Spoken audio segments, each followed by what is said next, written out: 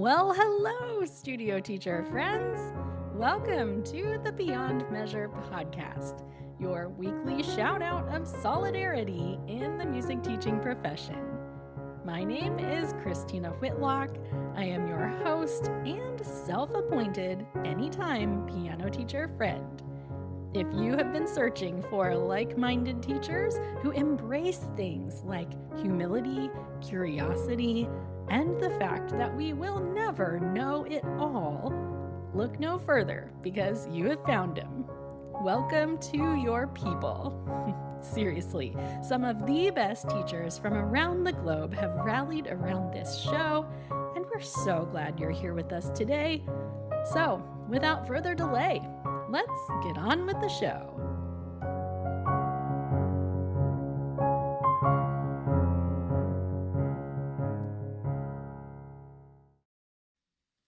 So today, I wanted to share with you a few of my takeaways from being a Suzuki violin parent.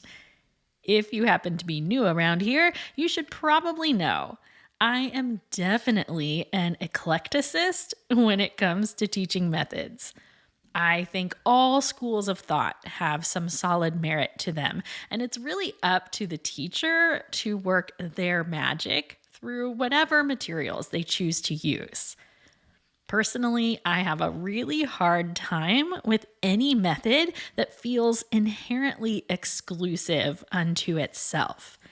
Like anything that claims there is one way to do things, one learning sequence, one philosophy, one goal, you name it.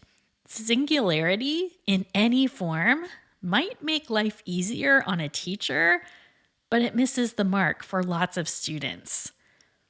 So along those lines, I've talked many times before about how much I appreciate about Edwin Gordon and his music learning theory.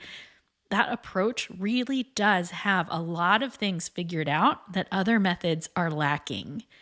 And in the past, I've struggled with the way MLT was presented as sort of an all or nothing curriculum. But I'm really happy to see the tides are turning in that area. The MLT field has some really terrific voices these days that are helping make those principles more accessible to all teachers.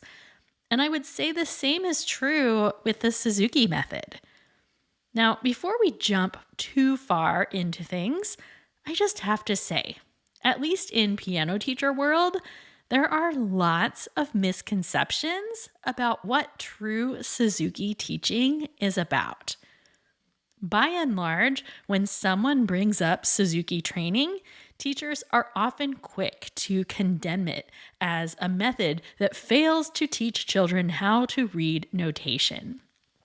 Teachers often complain about transfer students who were trained in Suzuki who cannot read a note of anything put in front of them, despite being able to play some complex pieces.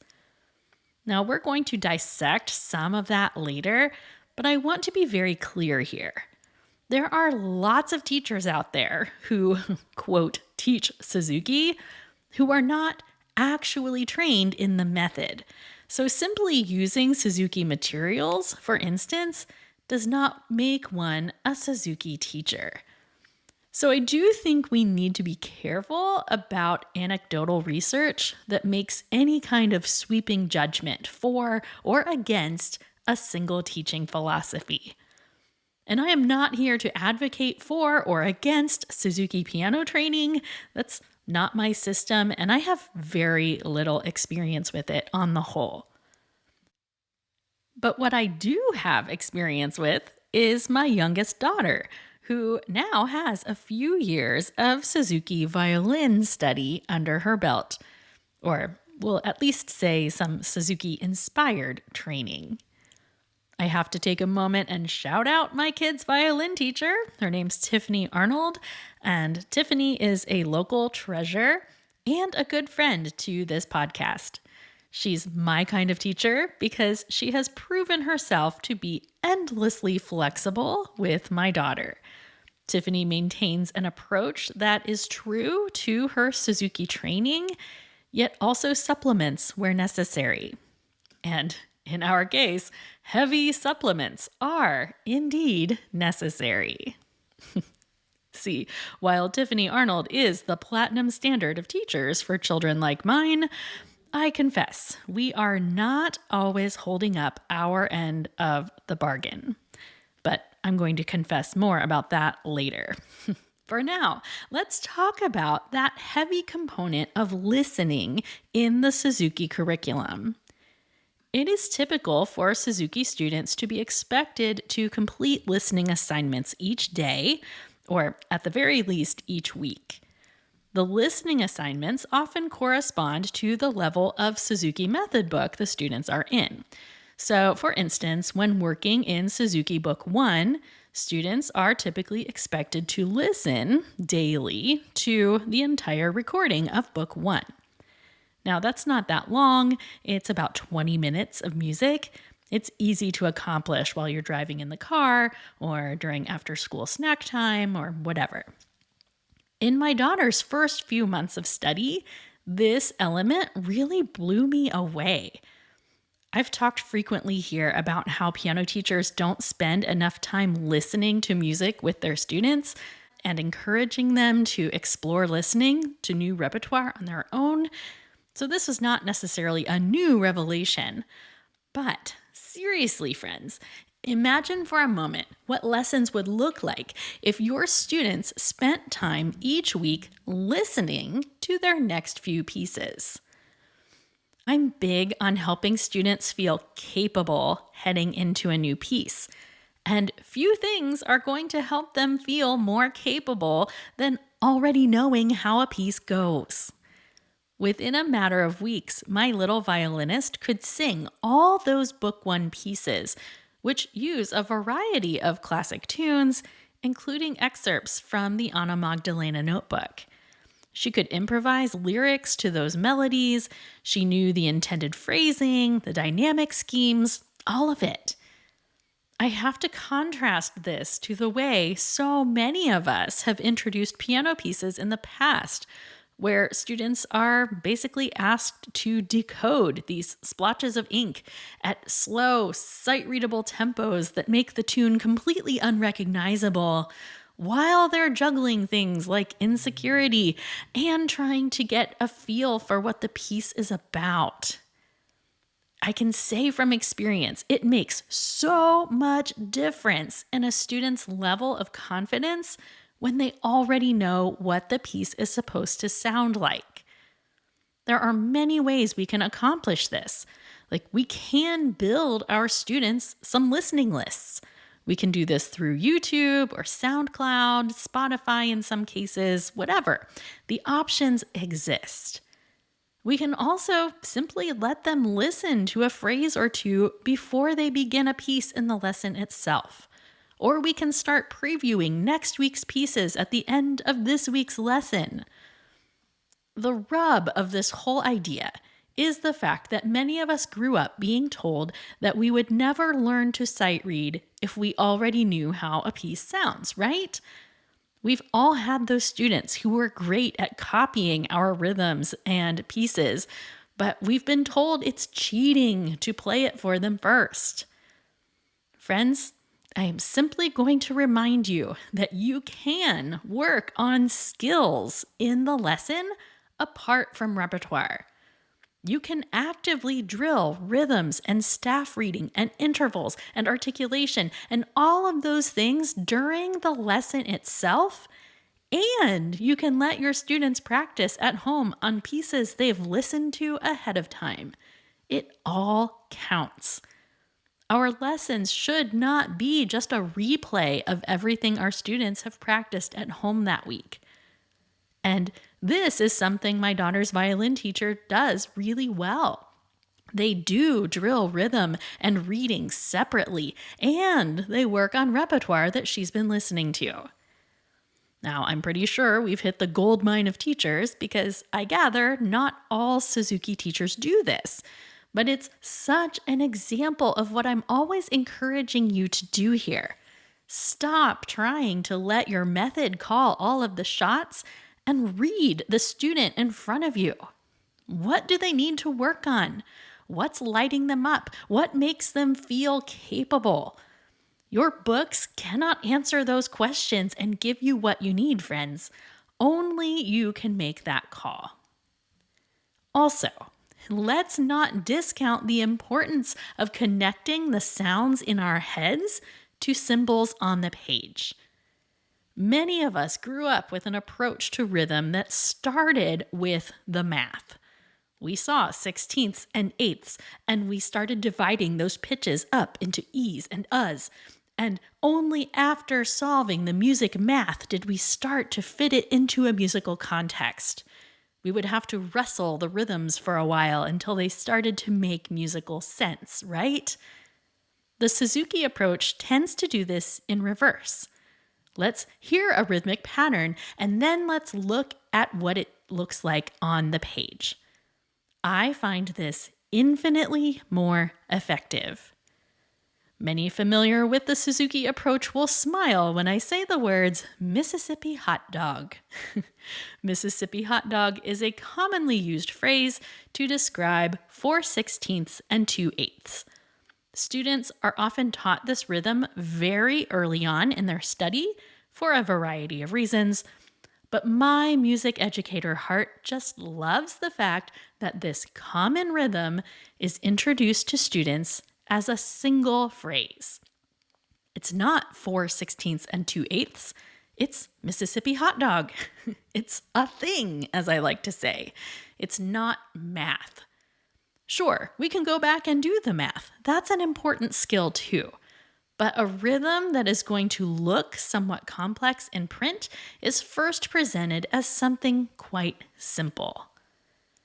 That also plays into a common soapbox of mine that beginner piano students should be encountering rhythms beyond quarter, half, and whole notes.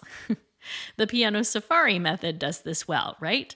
They have an equivalent rhythm for Mississippi hot dog presented in Piano Safari as Zechariah Zebra.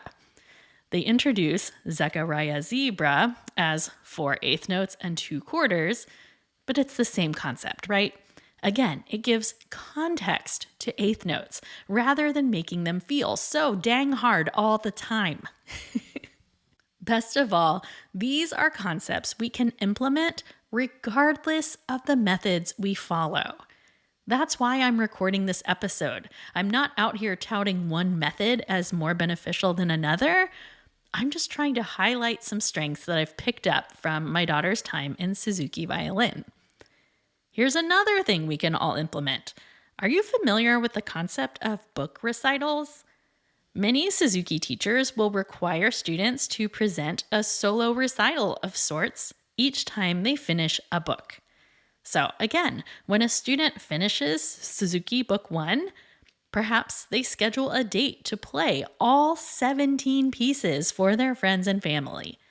I've seen these take shape in many varying levels of formality in my lifetime. I'm a big fan of using this concept as an idea starter. When your students finish a book, whether that be a method book or a supplementary collection, why not ask them to arrange a family concert featuring their favorite selections? Why not spend their next lesson recording 5 of their favorite pieces from that book? Why not play a game where you randomly, or not so randomly, choose pieces from the book and they have to play the ones that you pick on the spot? Perhaps they get a week to prepare for that game. Maybe you ask them for 10 pieces and they get 1 free pass to skip one.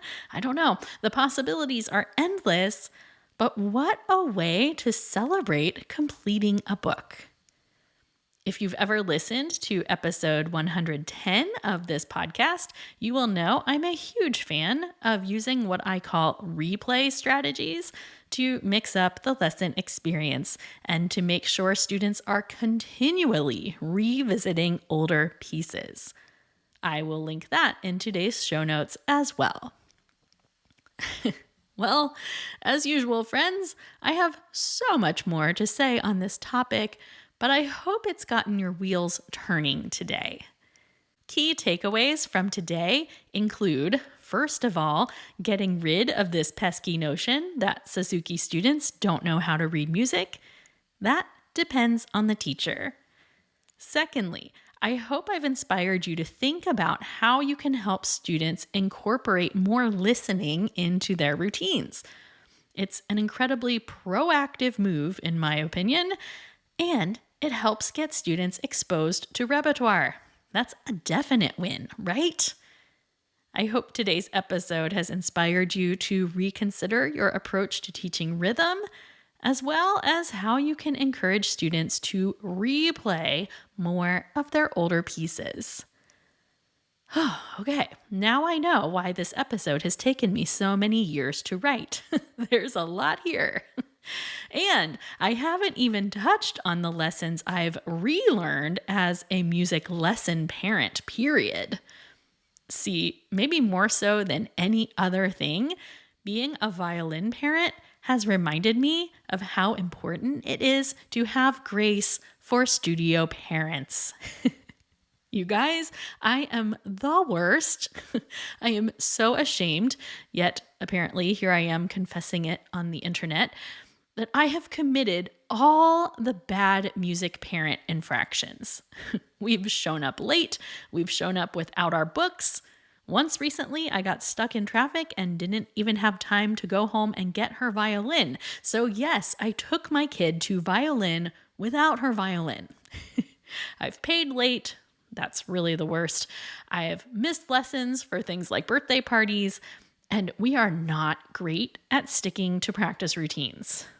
Like, seriously, all the things I should know better than to do, I have done. I really am like the worst. And yet, my girl loves her teacher, and her teacher, thankfully, loves us. I'm talking more about the parent side of lessons in this week's One Thought Thursday. If you are not subscribed to the One Thought Thursday e-letter, I send that out each week to people on my mailing list. It's the easiest way for us to communicate more directly back and forth, and I love it for that. So, if you're interested in hearing more of my failings and takeaways from the parent side of the lesson equation, head to christinawhitlock.com/subscribe and make sure you're on that list. And while I'm talking about the email list, that also happens to be your admission ticket to our third annual Studio Teacher Thanksgiving. This will be my third year hosting Studio Teacher Thanksgiving, which is going to begin on Monday, November 18th. In addition to daily reflections on gratitude in our profession, I will be hosting some giveaways this year that you are not going to want to miss. If you're already subscribed to the newsletter, then you are in.